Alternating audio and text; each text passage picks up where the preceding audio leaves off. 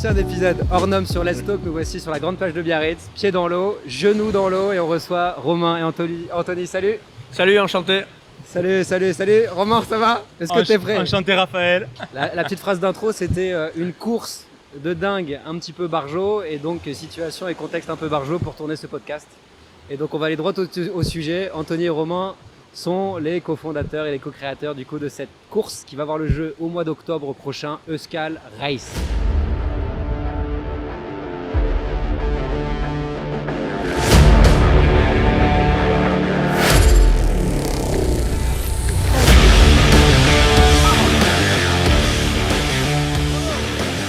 Vous pouvez nous en parler les garçons? Alors, je laisserai bien la parole à Anthony quand même, pour démarrer. Là-bas, c'est une course d'obstacles, c'est une course en pleine montagne. Nous, on y a rajouté en plus de ça des obstacles dans les milieux naturels. Et on s'est vraiment adapté au terrain et on a trouvé tous les obstacles au fur et à mesure. On les a créés tous nous-mêmes sur place. Voilà. Ok, ouais. Et c'est donc pour, on va dire, tout niveau malgré tout, parce qu'il y a un esprit d'échange, un petit peu un esprit de cohésion aussi là-dedans. Bien sûr, c'est fait pour tout le monde, toi y compris, tu es bien le vieux Rafa. Je me prépare, d'ores et déjà. Bon, vous pouvez nous raconter un petit peu, Romain, est-ce que tu peux te présenter? Alors, Romain, ouais, tout simplement coach sportif.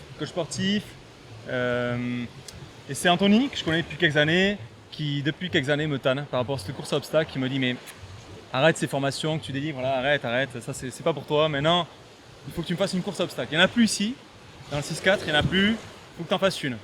Donc ça mûrit, et au bout de quelques années, je lui ai dit écoute, Anthony, je t'ai pas oublié, je vais créer cette course, mais pas tout seul, avec toi. D'accord. Et c'est venu d'où du coup cette idée un peu folle de faire Moi perso, je l'avais faite il y a quelques années, ici, du coup au Pays Basque aussi. Et du coup, j'avais redécouvert ma région à travers voilà, des lieux inconnus, des passages inconnus. Et du coup, en y rajoutant des obstacles vraiment solides, costauds. Et du coup, ça nous avait hyper resserré. J'ai trouvé l'ambiance top. Et vraiment cette cohésion qu'on a retrouvée du début jusqu'à la fin, voilà, je trouvais que Romain c'était la personne dédiée pour faire cette cohésion, la maintenir et surtout pour la développer, la mettre encore plus haut que ce que j'avais connu. Ok, donc vous vous êtes dit ok, on est deux copains, on se connaît bien, on a envie de faire quelque chose qui ressemblerait donc du coup à ce qu'on a connu par le passé. On a des endroits, puisque toi Romain du coup ce sont sur les terres de ta famille au Pays Basque. C'est ça. Lieu de dingue. C'est ça, en fait, c'est un endroit vraiment préservé, très très peu connu, l'Antabat, t'en parles, qui connaît, pas grand monde. Et t'es entouré de super montagnes, tu déranges personne, on a l'accord de tous les locaux. Et c'est comme ça qu'on a démarré vraiment l'histoire, quoi. Et surtout, en fait, faire quelque chose qui n'a jamais vu le jour encore. Dans les terres, ça n'a jamais eu lieu pour l'instant. C'est ça, moi je l'avais fait plutôt ici sur la côte. Et du coup, on hésitait franchement à quel lieu choisir. Et le jour où Romain m'a montré voilà, la montagne de la Tabatte avec les gens qui vont avec, il n'y a pas eu de débat, quoi. On avait un jeu, une aire de jeu immense. Magnifique. Pour nous tout seuls, hors limite, et c'est ce qui nous convient, on n'a pas eu de limite. Bon, c'est super, je crois que tu as plus que 10 hectares, si je ne me trompe, Romain, même plus. On compte pas, hein, tu sais. On est plus près des 40, on est plus près des 40 que des 10, mais du coup, c'était pas assez. Donc on a demandé à d'autres agriculteurs à côté s'ils pouvaient voir les terres, et ils ont gentiment accepté qu'on passe sur leurs terres aussi, quoi. Ok, donc l'idée c'est cohésion, dépassement de soi, rigolade. Aussi... Sportivité aussi, j'imagine qu'il faut un peu s'entraîner quand même. En fait, si tu veux, tu vas choisir dans quelle catégorie tu vas être. D'accord. Ou alors tu veux performer, et là tu es le matin, tu auras un chrono, un podium. Ou alors tu vas plaisir, dépassement de soi, plaisir, entraide. Ça va être ça l'idée. Entreprise ou particulier, hein. Voilà. Bon, tout est possible, après selon ce qu'on a à en faire, il y en a même qui vont le faire deux fois, soit en individuel ou soit entre collègues, entre coéquipiers, entre amis. Intermédiation, c'est vraiment ouvert à tout le monde et c'est pas juste une course à la montagne d'un point A à un point B. Voilà, il y a des petites, comme tu as bien compris, il y a quelques virgules, il y a quelques points d'arrêt. Quelques surprises. Voilà, et après oui, pour résumer ça, c'est la cohésion, je pense que c'est pas mal, c'est l'entraide vraiment. Donc on le fait plutôt en équipe ou c'est plutôt individuel? Nous on l'a conçu pour une équipe, mais celui qui veut se dépasser, celui qui veut faire un chrono, et si voilà, il a sa place et je pense qu'il le défie et on l'a mis aussi à sa hauteur. D'où les deux courses vraiment pour s'adapter à tout le monde. En termes d'effectifs, on a 250 personnes pour la course individuelle. Et après, tout le reste, c'est ouvert aux participants équipe. Voilà. Donc 1650 environ. Donc c'est plutôt un gros événement quand même. Et vous avez eu l'aval du coup de la mairie. Et le maire vous a dit, écoutez, pour les valeurs que vous véhiculez, ça me pose pas de problème, allez-y, foncez les gars. En fait, tout a démarré d'eux. Hein. C'est clairement le maire, la municipalité, quoi. Le premier rendez-vous, c'était avec eux. L'accord de mon oncle déjà, pour intervenir sur ces terres. Bien sûr. ensuite aller voir la mairie, leur en parler. Eux, ils nous ont fait une petite passe pour aller voir le comité des fêtes. Donc là, il fallait leur en parler, tâter un peu la température. Les convaincre. Les convaincre. C'était pas compliqué. C'était Open. C'est l'avantage de cette course. À chaque fois qu'on en parle, on sent qu'il y a un attrait et on sent pas la limite. Et tout le monde veut participer, comme tu dis, mais n'importe qui, que ce soit une personne seule, un challenger, que ce soit une entreprise, que ce soit vraiment une équipe. Voilà. On peut faire un appel justement à tous les hôteliers, tous les restaurateurs qui aiment bien ce genre de course. On sait que le marathon justement est prisé par ces hôtels qui font du relais, etc. Est-ce que par exemple pour un restaurant de 10, 15 personnes, est-ce qu'il pourrait du coup être amené à participer à cette course? Et si oui, comment ça se passe? Il y a un site de réservation, j'imagine? Oui, après pour répondre justement à ce type précis, les restaurateurs c'est une brigade, c'est une équipe. Et c'est vraiment, si la course représente quelque chose, c'est cette équipe-là. Donc c'est ressouder les gens parce que la course est costaud quand même, faut pas se leurrer. Et je pense que c'est plus facile en équipe parce qu'on peut s'entraider, on peut se donner une main, se pousser. Et voilà, c'est dans la boue, ça monte, ça descend. Vraiment, on ressort de là, pas indemne. Celui qu'on connaissait pas avant, c'est sûr qu'on finit avec. Et puis il y a la soirée qui va continuer derrière. Donc forcément, c'est pour ça que la cohésion, je pense que c'est en numéro 1 pour décrire cette course. D'accord. Et donc du coup, il y a aussi des prestataires qui vont intervenir aussi de cette course, notamment sur la soirée. Donc il va y avoir des traiteurs, des DJ aussi qui va se passer à l'intérieur du village. Il y aura du son, du son samedi soir. Il y aura du bon son. Ambiance samedi soir. Ok. Donc c'est samedi, dimanche, de quelle date? Vendredi, samedi, monsieur. Vendredi pour les entreprises. Ok. Alors là, c'est parti. On est parti pour des vagues de 50. Ça peut être une entreprise de 50, ça peut être du mélange, comme ils veulent. Et le lendemain, c'est parti pour monsieur tout le monde, madame tout le monde, tous ceux qui veulent, entreprise particulier, à partir de 16 ans. Et le soir, c'est parti pour la Big Fiesta. La Fiesta, ok. Big Fiesta. Super. Et ben, c'est vrai qu'au Pays Basque, on voit beaucoup plus pas mal de triathleurs, des gens qui font des grosses courses, qui se dépassent. Et on a l'impression que c'est un peu plus une tendance, c'est une manière de voir et de se dépasser, plus qu'au Pays Basque, mais aussi ailleurs. Et d'où vient cette tendance un petit peu? Est-ce que vous voyez, tu me parlais justement, Anthony, de ces courses qui ont su exister dans le passé. Est-ce que tu peux nous parler de ces courses? Pour quelles personnes c'était dédié? Mais moi, ce que j'ai pu remarquer, que c'est les trails sont pris d'assaut. C'est très compliqué à avoir un dossard. Il y a une ferveur pour tout ce qui est course. J'ai remarqué quand même, oui, c'est le dépassement de soi. Il y a un événement, donc on s'y prépare et c'est un challenge. Et c'est pour ça que nous on a fait ça plutôt à la montagne parce que voilà, c'est un vrai bol d'air aussi. Et du coup d'allier avec les obstacles qu'on a rajouté encore par-dessus, et bien, du coup c'est pas qu'une course, qu'un trail. Voilà, c'est vraiment une course complète et c'est ce qui fait que ça peut attirer tout le monde. Pas que le trailer en compétition de base, voilà, parce qu'il peut y avoir des marcheurs entre les obstacles et c'est sûrement ce qui va se passer. Vous avez dû prendre beaucoup de plaisir et beaucoup de difficultés aussi à construire les obstacles. Je sais qu'on va voir à l'image, il y a certains obstacles, on va pas tout dévoiler, mais en tout cas ça a l'air assez marrant. On se croirait un petit peu dans un bootcamp un peu aux États-Unis, un peu en full metal jacket. Alors là, en fait, les obstacles pour moi, et je pense que toi tu es d'accord aussi, c'est le plus simple. Ok. C'est le plus grand des plaisirs. Le plus compliqué sera plutôt tout le reste. Tout l'administratif, la mise en place, le tracé, avoir l'accord de tout le monde, ça c'est compliqué. Le reste, du pur bonheur. Ouais, c'est que du bonheur parce que c'est de l'info. Une fois sur place, mais t'es porté par le truc. Tu fais. Alors nous-mêmes on l'a fait. Du coup, on l'a fait nous-mêmes, nous personnellement. On l'a fait avec une bande de potes. On s'est filmé. Oh là là, c'était génial. Et franchement, c'était génial. Et quand je vois ce petit bout où on a dû pas faire une course entière, on a dû la ramener, la couper, reprendre, faire en plusieurs fois. À chaque fois, c'était génial. Et quand tu vois tout autour comment ça s'est passé, la ferveur, mais il me tarde de voir ce que ça va donner le vendredi et le samedi. Ça va être la folie. Et avec tout le recul qu'on a, toutes les idées qu'on nous donne à droite à gauche, oui, c'est la première année, première année, mais voilà, ça va être de la folie, Donc, Euskal Race, ça va durer pour longtemps, ça va être un gros événement, il faut se préparer donc, et ça va envoyer du bois quoi. Hein. Ça c'est le cas de le dire. Bon, super. Est-ce qu'Anthony, tu peux te présenter un peu, dire ce que tu fais aussi à côté dans ta vie de tous les jours? Alors dans ma vie de tous les jours, je suis plombier chauffagiste, j'ai mon entreprise. Et du coup, c'est comme ça aussi que j'ai connu Romain, de par mon entreprise. Romain faisait du coaching, donc avec les ouvriers, on a fait quelques séances de coaching avec Romain. Et c'est comme ça que je l'ai connu, en tant que pro d'abord. Et Romain est très attachant, donc chaque moment qu'on passe avec lui, on a envie d'en avoir d'autres. Et donc du coup, on est devenus amis. On a fait des sorties et du coup, il m'a organisé pour moi aussi quelques événements assez particuliers. Et donc tout naturellement, c'est comme ça qu'on s'est rapprochés, qu'on a eu cette idée commune, créer un événement de fou ensemble. Voilà.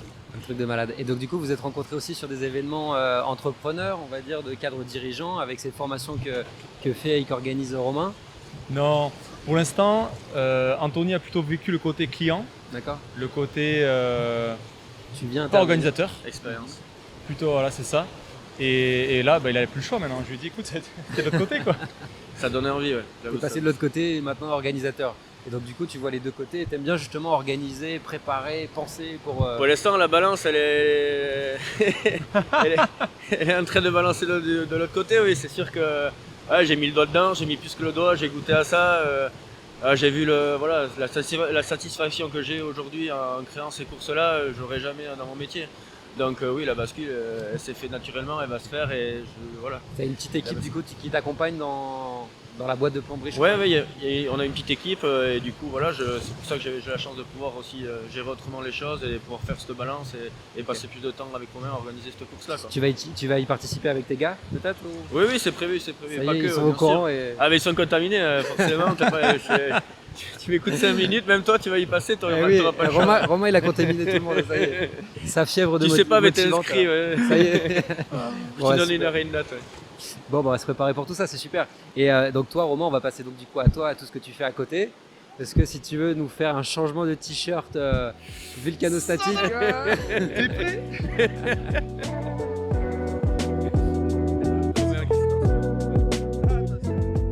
Donc du coup, il y a eu la transformation assez incroyable, instantanée par Romain. Et là, ça y est, oui, Sangoku est arrivé, Fit Basque. Bravo Romain. Je vous invite tous à aller sur le site Fit Basque et découvrir un petit peu l'univers de Romain parce que c'est pas un énergumène, mais c'est un personnage et haut en couleur et qui drive par le haut tout le monde. Et c'est pour ça qu'on l'a invité chez Call the Team. Chez Call the Team, on aime bien la motivation, la santé, le sport, tirer les gens vers le haut. Et merci Romain pour tout ce que tu nous as procuré pour Avec l'instant. plaisir, avec Et plaisir. on s'est rencontrés donc au MEDEF sur une formation qui permettait d'apprendre à réanimer quelqu'un. On rappelle les chiffres vite fait morbides, c'est 60 000 personnes effectivement qui décèdent Tous les ans, par, en France.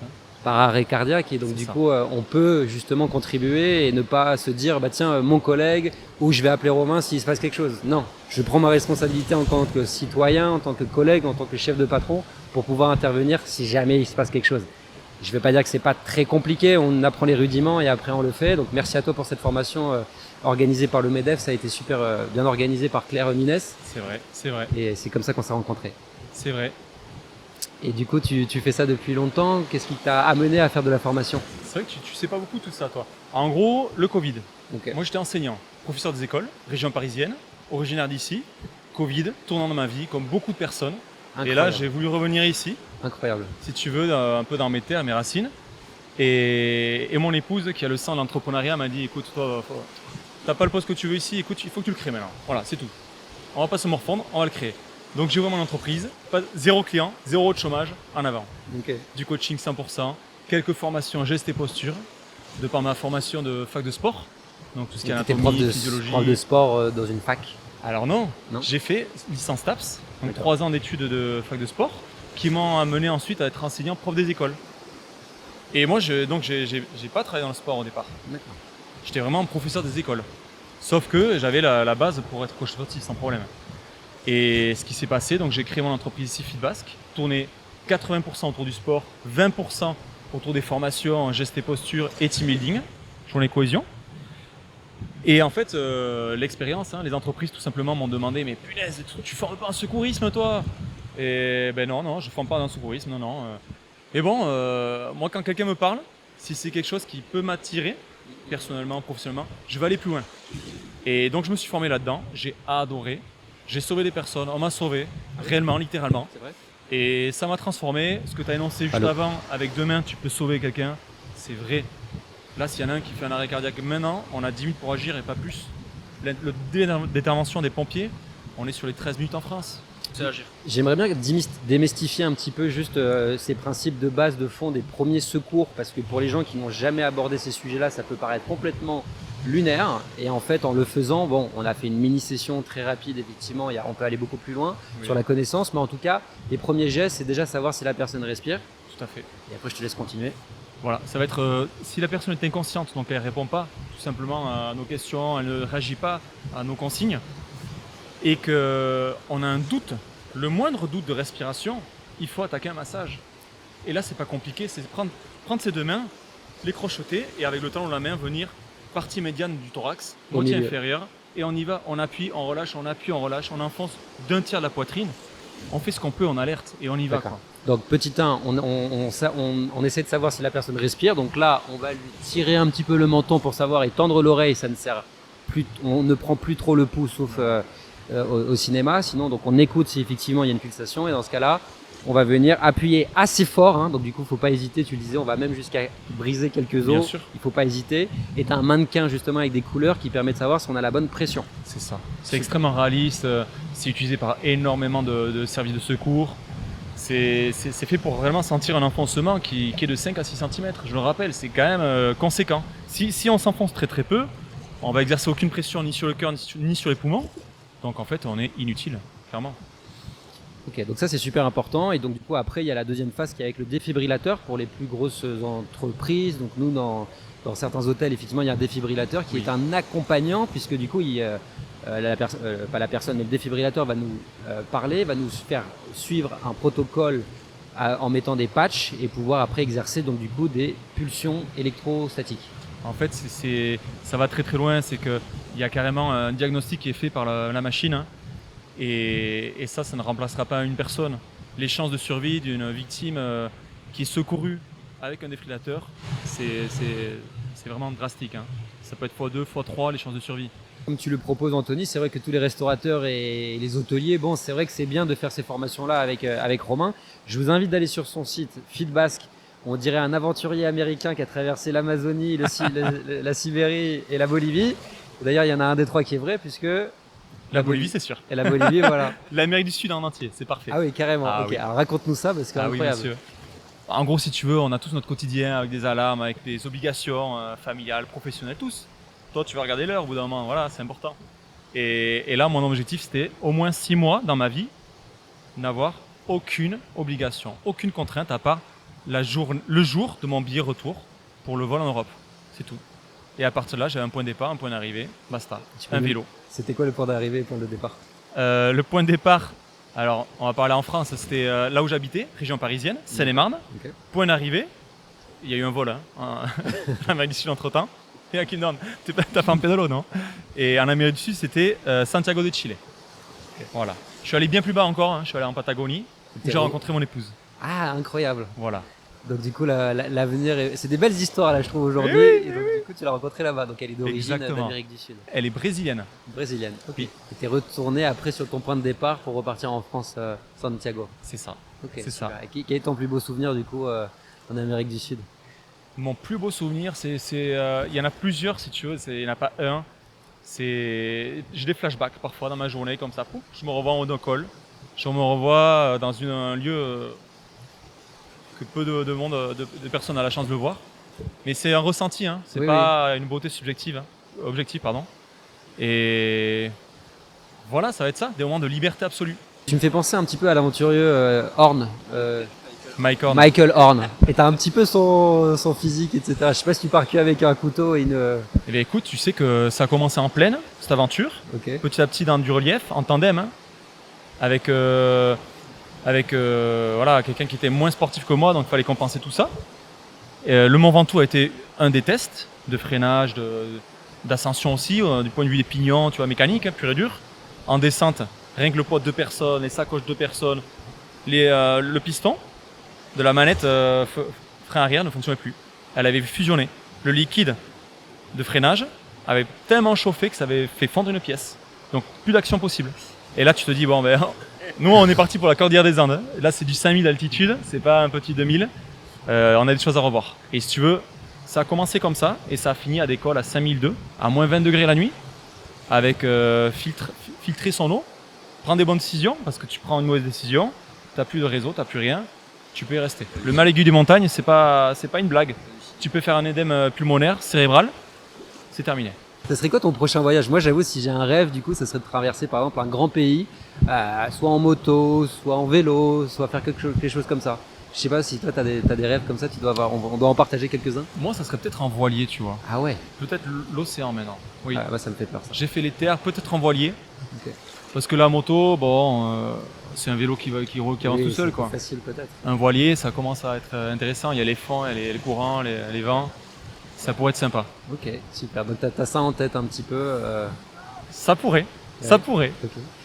Pour petite anecdote, on va en Guadeloupe avec ma famille et là-bas il y a un petit bateau au loin, un petit voilier pas très grand d'une dizaine de mètres au loin sur la plage et c'est un petit resort l'hôtel et à un moment donné je crois justement le propriétaire de ce bateau. Je me dis ah tiens tu vis ici etc. Il me dit non pas du tout sur la région parisienne. Donc on était en Guadeloupe et donc le gars est passé et je lui dis mais comment est-ce que du coup t'as fait pour arriver ici? Et pour moi c'était impensable que le mec puisse traverser l'Atlantique avec ce bateau d'une quinzaine de mètres Magnifique. en duo. Et le gars l'a fait. Il m'a dit oui, c'est sur la bonne période, les bons vents, les bons calculs, etc. Et j'ai dit waouh, ben chapeau. Et en fait, il allait à son lieu de travail en bateau en traversant l'Atlantique. J'ai fait bon, bah bravo. Et du coup, sur Call the Team, voilà, c'est ces belles histoires de la restauration, de l'hôtellerie qui nous permet d'aller toujours plus loin, de rêver toujours plus fort. Et si tu as d'autres anecdotes comme ça, bah, on est évidemment preneurs. C'est incroyable. Ça, il se pourrait. Un voilier un jour, c'est possible. D'accord. C'est possible. Avec une planche de surf, un spot méconnu, clairement. Ok, donc du coup sur ton site on retrouve de la sécurité, du secourisme, du team building et là Yes. je sais pas, tu peux nous parler justement dernièrement, tout ce matin, récemment tu étais à Bordeaux avec des 4 dirigeants d'une entreprise en faisant une activité expérimentale assez incroyable, sensorielle, tu vas nous en parler? En fait, c'est simple, c'est un groupe de dirigeants, d'entrepreneurs qui s'appelle Invictus. Il y en a un seul en France qui s'appelle comme ça. Ils sont basés en région bordelaise. Et ça fait quelques années qu'ils me connaissent et que voilà, ils me sollicitent pour des événements annuels. Ils appellent ça les Games d'Invictus. Et l'idée, c'est un événement où il y aura une compétition ou pas. Là, c'était une compète. Ils voulaient un classement, ils voulaient une coupe. Et c'est surprise. J'ai carte blanche. Là, j'avais un lieu, c'est tout. C'était le domaine, le château Grand Corbin, Saint-Émilion, Grand Cru classé. Un domaine incroyable. J'ai eu la nuit dans le château pour moi tout seul. J'avais les clés. Tiens Romain, c'est pour toi. Incroyable. Et à partir de là, il fallait que je sois capable d'organiser des jeux qui allaient permettre à chacun de briller. Que ce soit quelqu'un qui ne soit pas du tout physique, comme le contraire, quelqu'un qui a besoin de se dépenser et il veut finir sur les rotules. Et alors là, ça devient assez complexe. Mais le fait qu'il y ait un espace immense, 38 hectares, donc il y a représentation, autour du vin, il y a des jeux de senteurs, avec guider une personne les yeux bandés.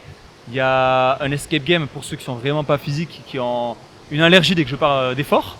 Donc là, ils étaient tous enchaînés avec des cadenas à code. Et pour déchiffrer les codes et se déverrouiller, il fallait être capable de trouver des infos sur une carte et être capable de dialoguer. Donc d'où l'intérêt réel pour ces 18 chefs d'entreprise qui sont tout le temps dans leurs problèmes, dans leurs difficultés. Voilà, fin d'année, c'est toujours c'est la fête, c'est compliqué. Mais là, ils prennent du recul. Et c'était un moment que pour eux. Dégustation de Grand Cru, c'était pas mal. Hein. On a bien ri. Ah ouais, donc tu as de la suite dans les idées, Romain. Donc du coup, tu as ta petite trousse à outils d'idées, de machin, et tu peux t'adapter après à n'importe quel. Faut pas me défier. Faut pas me défier, c'est tout. Il m'a défié. Regarde où il est aujourd'hui. Regarde-le. Petite anecdote, une fois que j'ai dit ça à Romain, on était rendez-vous au village d'Espelette, on a fini les yeux bandés, on est parti pour 2 jours, on savait pas où on dormait, où on allait. Et la veille, il a volé chez moi mes vélos, je savais pas, en collaboration avec mon père. On s'est retrouvé le lendemain à monter un col en VTT. Ça, c'était le premier jour. Irati, hein. Le col d'Irati, hein. Ah oui. Qui est pas si petit que ça. Hein. Et donc là, ça veut dire la journée en vélo avec Des cagnards. comme aujourd'hui. Et le lendemain, on a dormi en haut de la montagne, bivouac. Le lendemain, on nous a donné 4 boussoles, 4 litres et demi d'eau par personne. Et on était avec des jeux de revue, Mais pour de vrai. C'était l'orientation en fait. Ah ouais, Sur les 2 jours. Et lui, il nous surveillait avec un skate en haut de la montagne avec des jumelles. C'est en train de nous guider, nous dire non là, vous trompez les gars. Là, vous êtes loin là, les gars. Relisez bien, c'est pas bon. Et nous, Ah on ouais. était plus lucides. Vous nous avez perdu déjà depuis 24 heures. Putain, et vous abordez les yeux jusqu'à. Ah non, que Pour vous retrouver. pour le départ, on savait pas Ok. où on allait. On est parti du village d'Espelette. Il savait pas. On a débandé les yeux. savait rien. Il y avait Ok. des vélos qui nous D'accord. attendaient. Donc, mieux vaut être assez loin quand c'est ton anniversaire ou ta fête quoi, avec Ah, Romain là. Il a trop d'idées. Donc du coup tu mets ça à profit pour toutes les entreprises. 100%. Et, 100%. Les entreprises qui veulent vraiment créer du lien, créer un vécu autre que le travail. Et pour apprendre à mieux se connaître, tout simplement, être plus fort les jours de tension, pour on vit autre chose, quoi. On vit autre chose. Et on crée vraiment quelque chose d'exceptionnel. Ok, et donc du coup tu peux aussi t'adapter, donc tu peux faire du coaching sportif individuel. Non, les couples. j'arrête. Ah non, ça, tu arrêtes. J'arrête. Ok. C'était vraiment le début de ma carrière. J'ai pris beaucoup de plaisir. Et là, j'avoue que non, j'ai passé un tournant. Je ferai des passes décisives à des très bons collègues et je préfère vraiment passer des moments ou bien à créer des team building ou à former. Parce que maintenant, c'est mes convictions et je suis passé à autre chose. Ok. J'ai pas envie de m'écœurer en fait de ça. D'accord, oui, c'est plutôt l'esprit d'équipe, le groupe, t'adapter. Plutôt ça. Même les formations, comme tu l'as un peu vécu, c'est créer un événement fort ensemble. Et il y aura du challenge, il y aura de la cohésion, hein. Il y en aura Oui, forcément. Ouais, Forcément. non, mais j'en ai un très bon souvenir. Donc du coup, si tu étais demain à la tête d'un escape game, ça y est quoi, c'est feu d'artifice, des Ça surprises à tous pourrait les être, coins. là, tu vois, je vois des falaises, Oui. je vois un phare. J'ai pas mal On d'idées. va Ouais. pas descendre en rappel pour le Sky Race. Non, pas Écoute, pour le moment. Pas cette année, non, pas cette année. On aura des 6 managers, on a la Croix-Rouge, on aura tout ce qu'il faut. Un urgentiste, une Les infirmière. montagnes sont plus hautes à Lantabat. Ah oui, c'est plus intéressant là-bas. C'est plat ici, hein. Ok, nickel les gars. Bah écoutez, on va bientôt clôturer. Chez Call the Team, justement, on aime bien ces profils inspirants, motivants, bienveillants. Et voilà, quand on entend Romain qui nous dit qu'il est toujours là à challenger les personnes qui en ont besoin, ne jamais critiquer les autres et aller de l'avant, bah franchement, ça nous fait chaud au cœur et c'est ça qu'on a besoin pour toute la communauté CHR, mais aussi au-delà. Et ben un grand merci. J'espère que l'environnement vous a plu. Au top. Super, Franchement, je Raphaël, ne pas rêver merci, mieux. Merci. Ouais, c'est super. Donc du coup, voilà, le race est ouvert à toutes et tous, pour les équipes aussi bien en individuel que pour les entreprises. Soyez nombreux et retrouvez-les sur euskalrace.fr. .fr et bientôt sur pyrénéechrono.fr là dans quelques jours. Ok, les C'est tickets. si tu veux comme un grossiste de course à pied. D'accord. Tous les grands coureurs vont sur pyrénéechrono.fr. Toutes les grandes courses. Et super, c'est bientôt là. Et il y a un ticket d'entrée d'une quarantaine d'euros. Hors taxe, non, on est à 40 euros. On Vous est à êtes 40 euros le prix €. d'appel, exactement. Ok. Et après, il y a Pour la- les 500 premiers inscrits. Après, ça monte un petit peu, Ça donc va monter un dépêchez-vous. petit peu. Dépêchez-vous. C'est ça. faut pas tarder. Ok. Et après, il y a la soirée du samedi soir, où là, c'est entrée libre et tout le monde paye sa conso. Exactement, Oui. même sur les 2 journées, on peut dire que c'est entrée libre. Hein. Ceux qui veulent venir voir, manger un bout, boire une bière, un café, ils sont les bienvenus. Hein. Ok. Il y aura Un restaurateur. Il y aura un joli spectacle à l'arrivée aussi. Voilà, on ne veut pas trop Ah, en oui. dévoiler, mais C'est Romain, il va l'arrivée nous sera faire, à la hauteur de Romain. Il y aura, on Il faut prévoit venir vraiment avant un quelque obstacle à chose. faire. Faut venir Il n'y a voir. pas un escape game pour sortir récupérer ses affaires quand même. Méfie-toi. Méfie-toi. On s'attend à toi avec Romain et Anthony. Bon, merci beaucoup, c'était un super épisode.